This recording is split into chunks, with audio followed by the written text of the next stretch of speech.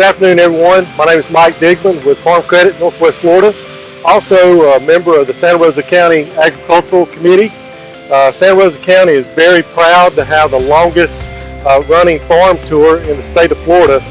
One thing that's important to our committee every year is to recognize people in the community who makes a significant contribution over a period of their lifetime through giving back to their community, and in particular things related to agriculture.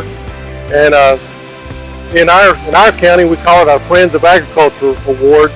And this year, we are very honored and pleased to present Mr. Trent Matthews with our Friends of Agriculture Award. Trent's a longtime resident of Santa Rosa County, Florida.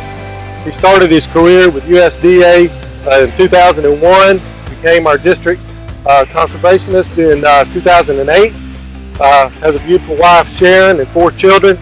And several years ago, about that same time frame, he started an agritourism business here in the county called Sweet Season Farms, and has turned it into a very successful agritourism business and has contributed highly to the entertainment of our rural families here in our county and even Northwest Florida. So Trent is very involved with our day-to-day farms. If you want to know something about what's going on, usually he's the guy to go to, and has given great contribution to the agricultural community here in Northwest Florida.